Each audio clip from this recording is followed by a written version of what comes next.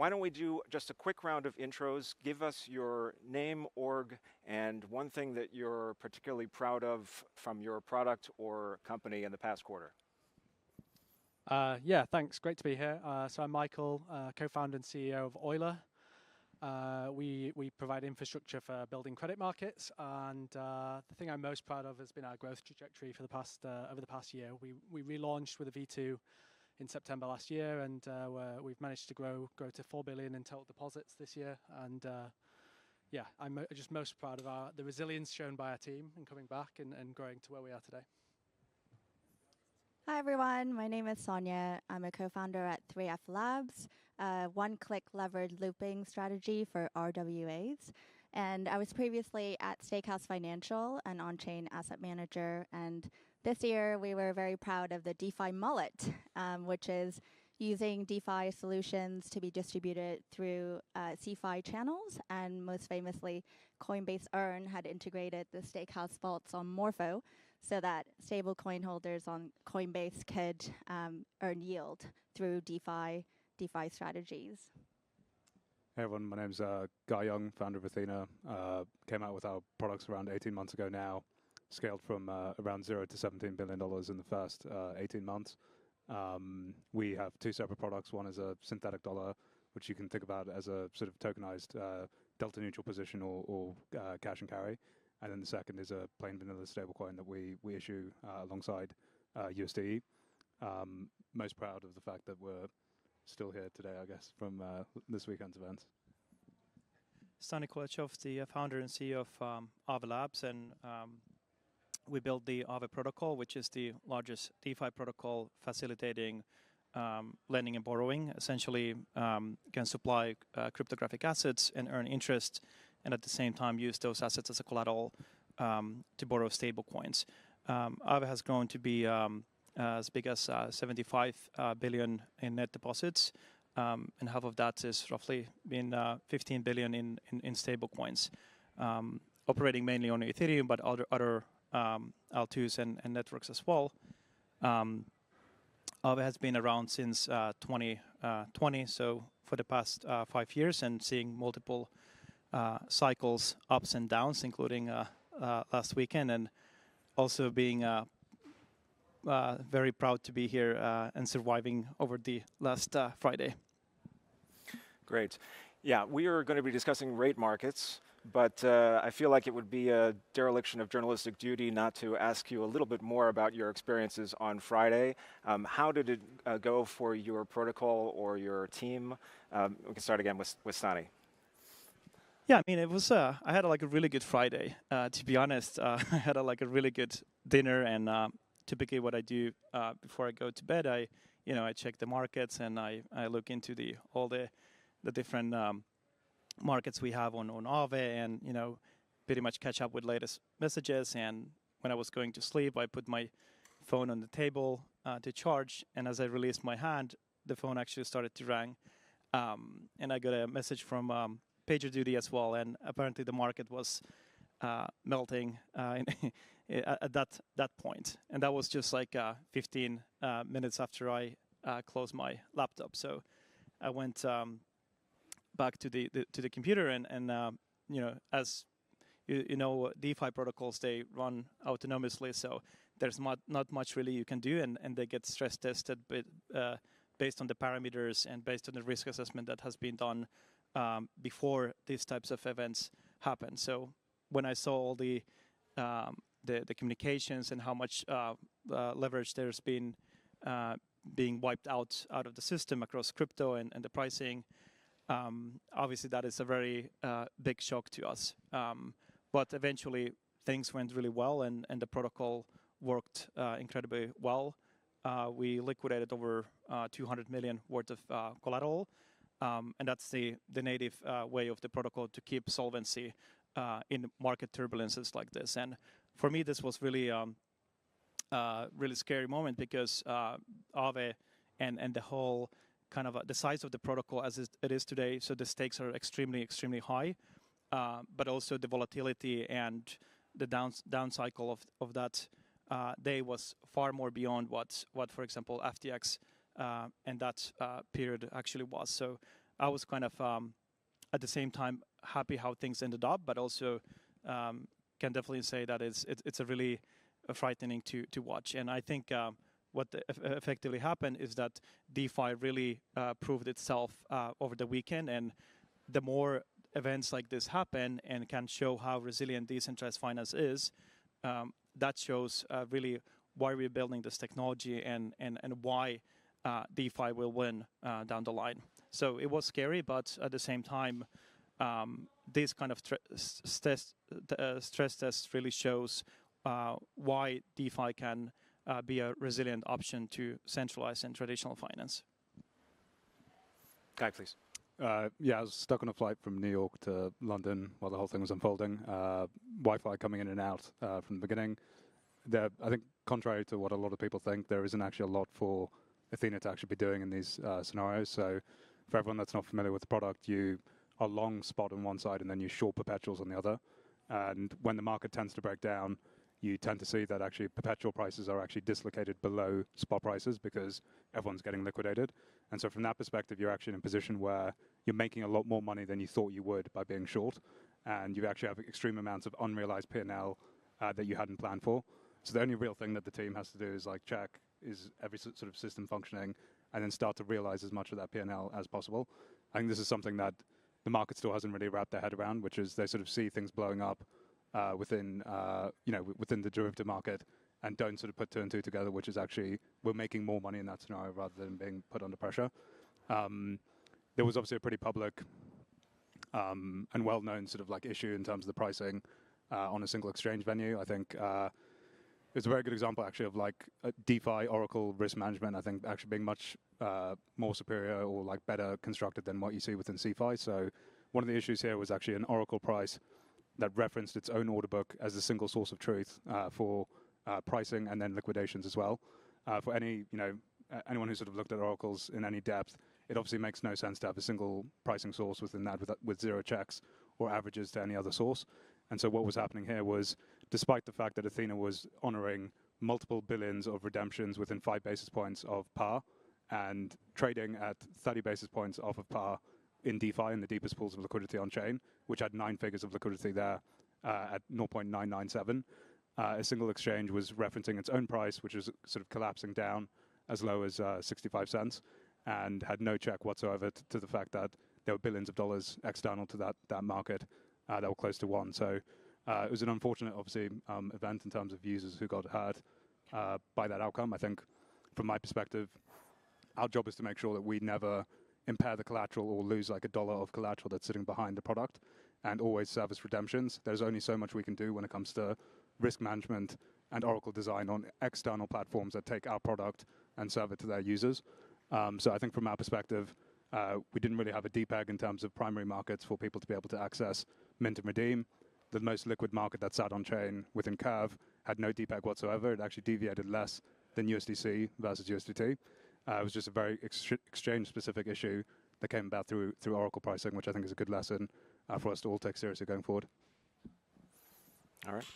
Seems like everybody was either en route to some new city or having a relaxing evening. But from my end, I was in a small island in Scotland after a whiskey distillery tour, just having a call with a potential partner about liquidations of RWAs. So 3F is going to be primarily leveraging RWAs, which are very different from atomic assets where you can freely mint and redeem. So liquidations, for instance, on RWAs become more of a non-trivial activity where liquidators are not arbitraging for liquidation premium on lending protocols like Aave or Euler or Morpho, but they will be taking on actual credit risk of the underlying until they're able to redeem the underlying at the liquidity cadence of the fund or the asset. So it was quite ironic that we were talking about ways to deal with this duration mismatch when we saw the largest liquidation in the history of crypto markets. I think, as Stani said, lending protocols on chain did really, really well. In many instances, there was very limited bad debt realized on the part of the liquidity suppliers. But as we go into higher duration assets and RWAs, I think we will encounter further challenges of finding the right types of risk assessors and people with balance sheets that are able to seize the asset and be able to redeem at the cadence of the underlying asset. So this is, for the next iteration of DeFi, as we not just deal with, high volume blue chip crypto assets, but illiquid assets that we want to port over to on-chain, something that we as an industry need to be thoughtful about. Yeah, I was also just arriving back from a trip as well, and going to bed when PagerDuty made its friendly call. I think Euler's a little different to some of the other protocols here in the sense that we're not just one sort of product with a single risk framework. There are actually lots of different risk curators on Euler that build their own credit-based products, and they all express very different views about how risks should be managed, and they do that through the ways in which they set different interest rates or loan-to-value ratios or caps, or Oracle choice and design. And so, I guess for Euler, we were looking just across all the markets, trying to see how the risk curators had handled this particular event and see whether there was going to be any damage on any of the individual markets. And I was delighted to see that wasn't the case. There was very, very limited impact on any of Euler's markets. It's just a fantastic stress test for DeFi as a whole. I think it's really great to see all of us here have come out of this unaffected. I saw this comment from Kobe on Twitter saying, when we wake up tomorrow, there'll be many bodies that float to the top of the water. And I'm glad to see that none of them were really DeFi protocols. It really proves that DeFi is working and is going to continue to grow from here, I think. One thing that I'm frequently asked when I describe DeFi yields is, well, where does the yield come from?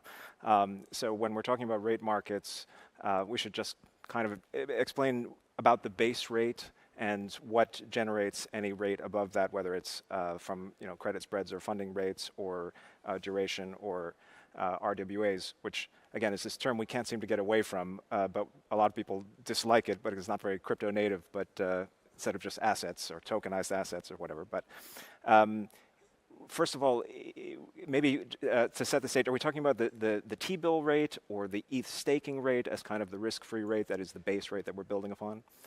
Stani?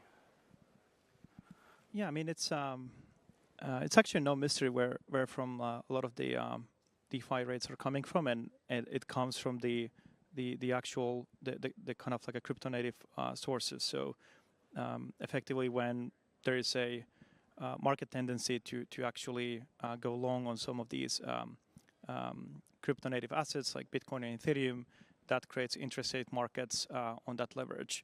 But there is also a segment of user bases that are already long in those positions, and they want to borrow against their holdings like Bitcoin and Ethereum and so forth. And especially in down cycle markets, they want to borrow because they don't want to exit their existing positions, but they want to access that liquidity. And this is a typical yield that comes from crypto-backed loans, as an example. And there's obviously other ways to create yield, but I think what's really interesting about DeFi is that you really know and see how the sausage is made. And when you think about like the previous generation of lending protocols or lending businesses rather, and when we started with Aave, at the same time there were a lot of centralized crypto lenders at that time. There was Celsius, there were BlockFi, and so forth. So actually, the way these centralized businesses were managing their interest rate strategies and risk wasn't really transparent. So it was akin to a like a black box system that no one really knows what was happening. And obviously, when the market cycles came around, a lot of these strategies blew up, and these businesses went underwater. In fact, Celsius probably was the first kind of like a DeFi mullet, because at the end of the cycle, they were using Aave in the back end because they weren't using their own yield sources and risk framework at that point. But what I think is interesting here is that when I see new types of DeFi products, for example, for BTC yield, I get first kind of like, my first reaction typically is that this looks a bit, risky to me, or this looks a bit unsustainable because there's some sort of a kind of rewards component in that strategy. But what I actually like about that is that you actually can go all the way to the source and see where the consumption is, and then how that interest rate strategy is created. And I think that's very powerful when it comes to structured products in decentralized finance, actually seeing all the way between these layers how the risk is structured. And I think that's going to be really exciting going forward when you start seeing more complex yield products beyond the typical lending and borrowing, and interesting strategies being built in DeFi. Yeah, we're already seeing that on Euler a fair bit. When I just checked the rates this morning, for example, on Aave, your USDC, USDT supply was around 3 to 4%. Borrow was more like 5 to 6%.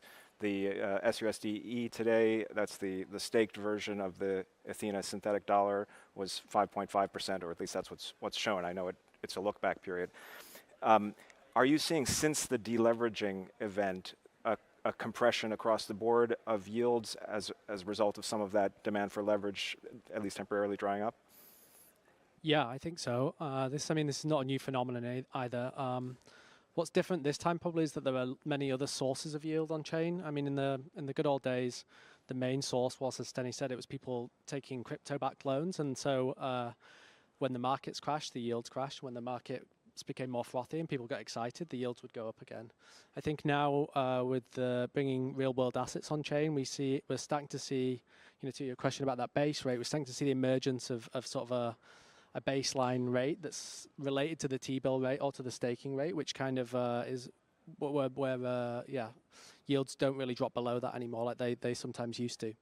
But yeah, still there's, with the collapse of leverage, there's also a collapse in demand for appetite for investing in new projects, and a lot of the questions come about where does the yield come from, and sometimes the yield is sort of like a corporate debt where people are investing in projects. Those projects are issuing tokens as rewards. Those rewards themselves are kind of like the debt. And so that gets transferred into Pendle to fixed rates, which are then used to go leverage long on the fixed rate on platforms like Euler and Aave. And as the markets decline, the appetite to invest in new projects has declined, so the rewards or the debt that they're issuing is less valuable than it once was. And so inevitably we've seen a collapse in some of the demand and the rates in the market. But it's interesting, it hasn't dropped below to what it used to. Yeah, let's talk about the rates that the user sees a little bit. It varies from product to product somewhat, so I'm curious how you decided how to make it transparent what the yield components are. When I quoted the base yield in Aave, that's purely the stablecoin supply rate with no extra incentives, as you mentioned, no rehypothecation of a yield token like from Pendle. But how do you determine what is the best way to disclose the sources of yield to the user? And do you think, is the industry sort of standardizing around any kind of norms in that sense? Sonya, maybe you would want to take this? Yeah, I think in DeFi, over-collateralized lending is now time-tested and very popular. So I think people understand the idea of crypto-backed loans very well. Unfortunately, the landscape is, as Michael has said, widening, and where the yields come from and how to underwrite the risk associated with the yields will only get more complex even on chain as RWAs come, on chain. We recently, when I was at Steakhouse, brought Fiznara's MF1 fund, which is a private credit fund. It's mostly the private credit portfolio mixed with some portion of the delta neutral strategy run by Fiznara. And one of the feedback that we got from hedge funds that have scaled very nicely from being active on DeFi was that they didn't know how to underwrite the content of what was in the portfolio. Crypto is still very much unfamiliar with how to underwrite the risks of the real world, and I think there'll have to be some specialized players like we see in fund management. We have equity specialists, fixed income specialists, and even within those asset classes, big subdivisions based on industries and cap sizes and different sectors. So I do think that on-chain finance will become as sophisticated over time as the traditional finance world. And I think, we're at the start of these two worlds actually merging, because now we have, through tokenization agents, the ability to bring these tokens real world assets on chain. Well, I can say that one thing is about DeFi is maybe less about like disclosures, because everything is truly transparent from the on-chain perspective. It's more about kind of like labeling and descriptions and whatnot. So when you compare to traditional finance, it's really hard to actually like go beneath the layers and understand like where funds are going and what's being actually consumed and allocated beyond like the more very vanilla products. And I think actually when it comes to like risk disclosures and this sort of labeling, it's much easier to do in DeFi. In fact, I believe that people can make better financial decisions. Let's say if they are some sort of risk analyst in DeFi, because they have the end-to-end exposure and visibility to what happens. For example, you might have an asset that might be in collateral in Aave and Euler, and also used in Athena, and you can see all this visibility and quantify better actually the risks. And I think that's really interesting, because if you can quantify the risk much more accurately, you should be able to drop the cost for transactioning. And I think that's very the path where DeFi goes. So once we get more of these assets on chain, we're able to better quantify where the liquidity is and what kind of collateralization there is in the system, and also build a better risk management for that. So this is why like DeFi is like the winner, because you can you see the exposure every single second instead of let's say quarterly reports or annual financial reports. Yeah, well, on Aave, you have the most exotic collateral you have is probably the principal tokens. Other platforms like Euler and Morpho are having risk curators managing vaults, oftentimes using this ERC 4626 standard.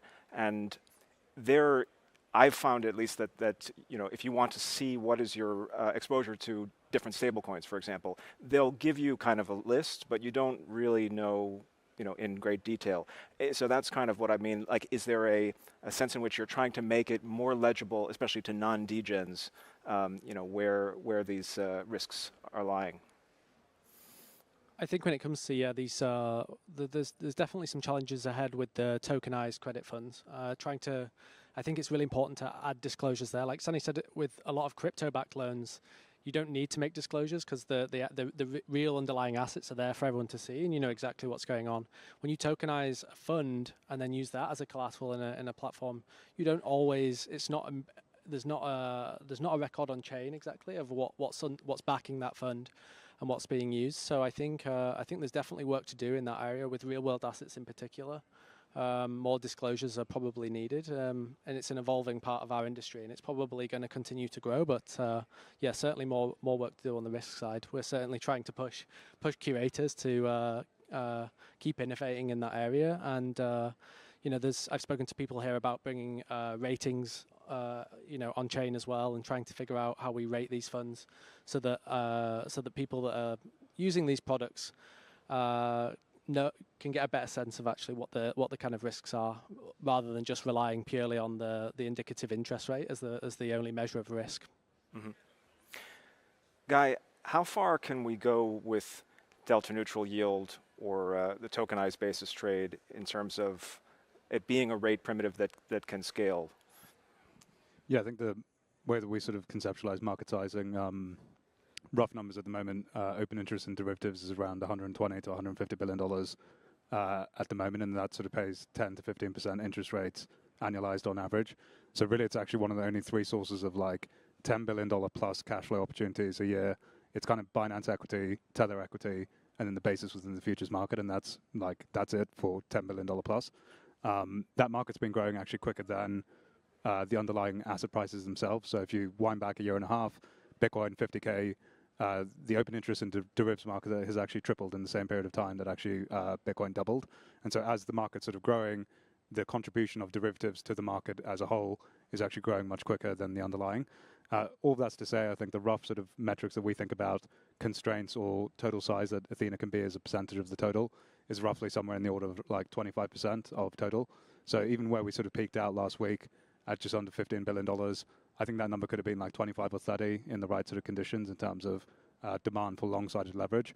So yeah, I think that's the rough figure, but I think the design of Athena and USD has also transformed slightly through time, where we do have an ability to add normal fiat-backed stablecoins within the backing for USDE. So on a marginal basis, you can scale beyond that sort of like 25 to $30 billion number that I mentioned.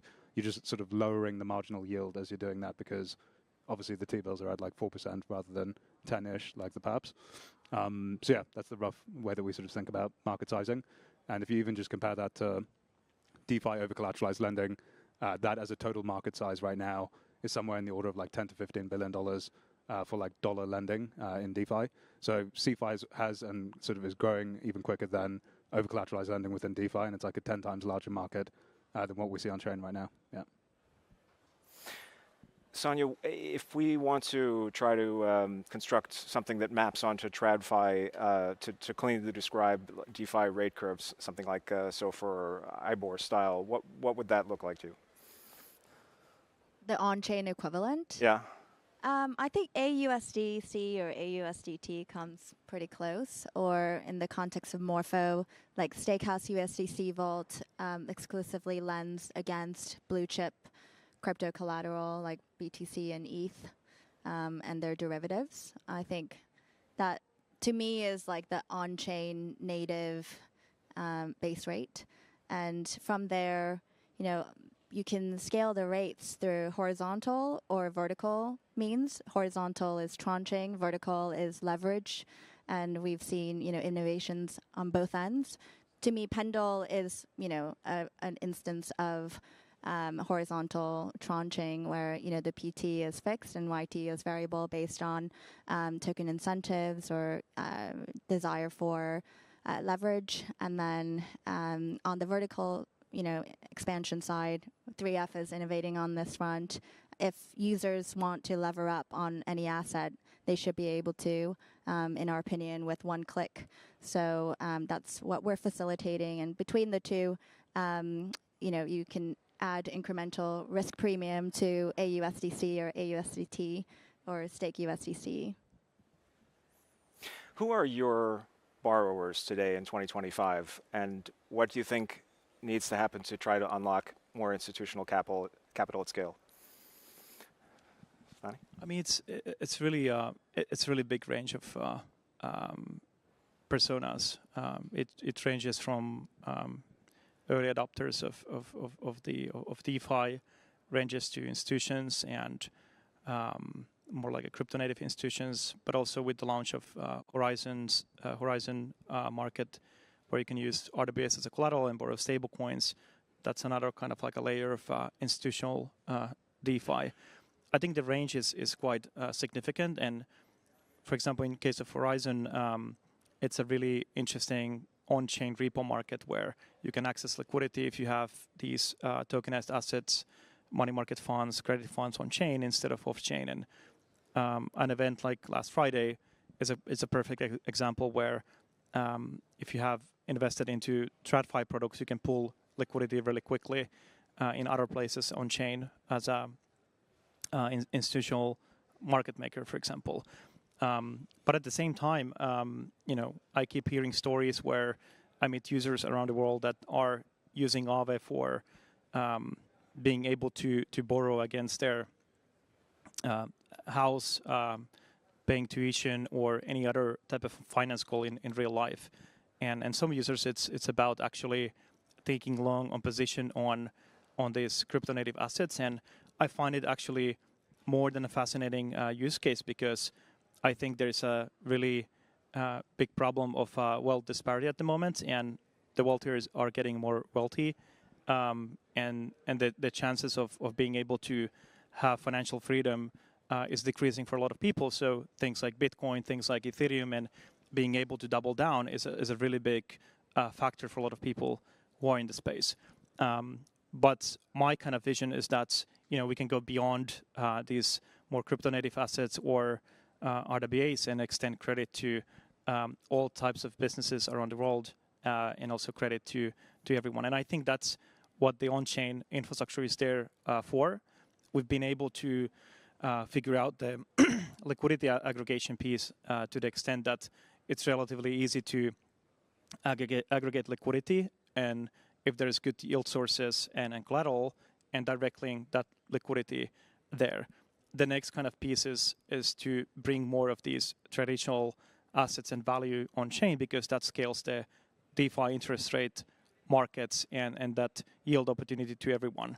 And access to dollar is more actually interesting with ability to have also yield on that dollar.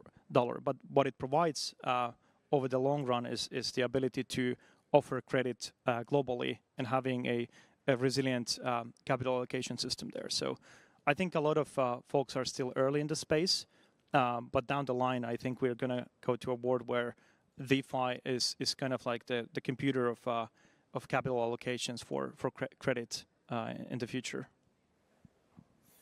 I could add some color here. I think the profile of an average borrower actually has changed quite a bit since DeFi summer of 2020 and 2021.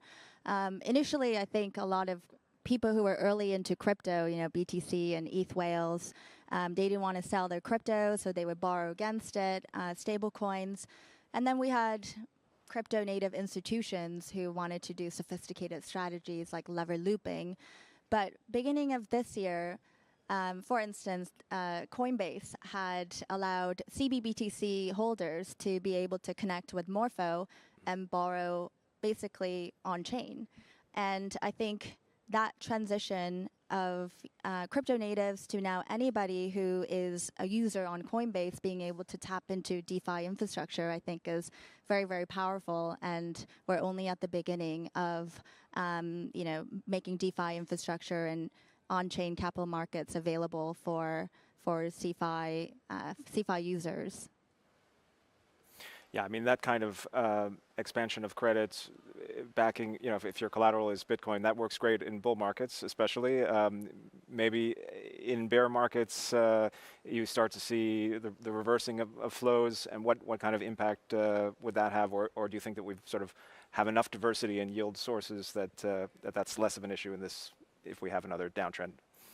I think it's quite different to last cycle, where a lot of the leverage that existed last cycle was sort of quite opaque and sitting in balance sheets that no one could actually see. I actually have zero issue if like DeFi lending or leverage was 10x the number versus where it is now. As you can see in the last weekend, DeFi works just fine, and that number is going to be just fine when it's 10 times the size. And I think the reason for that is that everyone can actually see what are the assets and what are the liabilities. This cycle, maybe it's sort of famous last words, but it's not entirely clear to me now where that sort of hidden leverage is actually building up or existing within the system. I think you've sort of cleaned out CeFi lenders, and Aave's kind of won that game now, and there aren't any sort of like CeFi lenders who are there competing. And I think a lot of the under-collateralized lending that existed last cycle doesn't exist at the same scale now. So I think it might be a slightly controversial statement, but I actually think we kind of need more leverage and more growth in terms of what we see on chain. And it's fine if things get liquidated. That's sort of the risk that people are taking on, and someone else's edge to buy during that moment. So I think so long as it's like transparent and in the open, there's no issue with more leverage. Yeah. Yeah, on Euler we had relatively low level of liquidations on Friday, and that's because the profile of borrowers on Euler is a little bit different, I think, from other platforms. On Euler you can build credit markets that are really simple, just collateral debt pairs, and we have some borrowers that are using that to do the crypto-backed loan stuff like you discussed on Coinbase, but some people are using it, using the platform to create bespoke markets for all sorts of different types of borrowing use cases. You can use Euler to borrow using just-in-time liquidity to supply liquidity into the markets as it's needed. And with that, you can actually earn yield from market making on DEXs. You can also create instant redemption-like facilities for real-world assets through this approach, where if somebody wants to borrow, for instance, we've got a biddle market on Euler, Blockworks tokenized money market fund. If someone wants to exit a biddle position, they can go through the facility that they provide, but using just-in-time liquidity, they can actually swap that in, and somebody on Euler will LP that for them using just-in-time liquidity, where the asset will collateralize as it hits the market and borrow the liquidity from the underlying credit market and send that back out to the person exiting. So there are all sorts of new, novel ways that we can design on Euler reasons to borrow, I think, and with that, we're not as dependent on market cycles as we were in the past. Yeah, every market's different. Every market on Euler has a completely unique use case. Mm-hmm. Wrapping up, what's one thing you're looking forward to in the next 6 to 12 months coming down the pike? Well, I'm super eager to look forward for the central bank rates going down, because it creates a very interesting catalyst, and I think a lot of financial innovation, if you look back into some of the history, it typically happens with some sort of a macro catalyst as well. And I think the early days of, for example, with DeFi back in 2020, for example, before DeFi summer, it was a really interesting time, right? So everyone had a lot of time at their hand. They were at homes. There was COVID at the same time. A lot of job losses. So people were conscious about their financial health. And at the same time, you had a pretty much zero interest rate environment. So that type of conditions, you have two choices, right? You find alternative yield sources, or you go to the stock market. And that's when Wall Street bets, for example, happened. That's when the early times of DeFi and the first wave started to happen, with significantly higher yield, with also incentives. So I think every single interest rate cut actually provides a really interesting arbitrage opportunity for DeFi. So if you're going to see more rate cuts in the next 18 months to have a significant difference in DeFi, and more value goes into stock market and crypto, we might see quite a interesting rate difference between the traditional rates and DeFi. And I think at that point, especially because DeFi is become safe enough, we will see a lot of traditional participants, starting from the most fluid, I would say a neobanks or fintechs, actually looking into more DeFi and plugging in that as a yield source to keep higher retention for their customers. So that's what I'm super eager to see to happen in the next year. Yeah, I think echoing a lot of what Stani said, I think generally we've observed when Fed fund rates come down, you tend to see credit spreads in crypto widen in the opposite direction. I think that's obviously pretty bullish for all of the projects that are here on the stage today.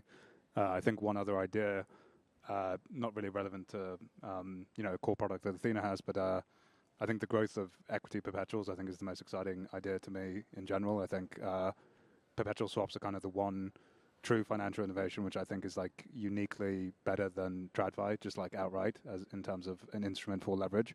And I think we're going to start to see retail speculation shift from options on Robinhood to perpetual swaps on equity somewhere. And I think that's a multi-$100 billion opportunity for someone to capture. I think DeFi architecture has proven robust, and now we're seeing a lot of institutions trying to make use of this architecture that we've built as an industry over the last 5 years. So I'm very excited about the unlock of unlock of non-gated credit provision to various purposes. And DeFi is about more efficiently matching the suppliers of capital with the borrowers of capital. And because it's a global permissionless market, the market clearing price, i.e. the interest rate, is much more competitive than in the real world. So I'm excited about more people being able to have access to DeFi yields, including the traditional institutions. Last quick word. Yeah, more integrations with fintechs. Yeah, and for us, I think just we're excited about new products coming on online as well. We've been working a lot on fixed rate products, so yeah, we're going to try to keep innovating and pushing out new products for the integrators using Euler. Thank you very much. Please give a hand to our panelists.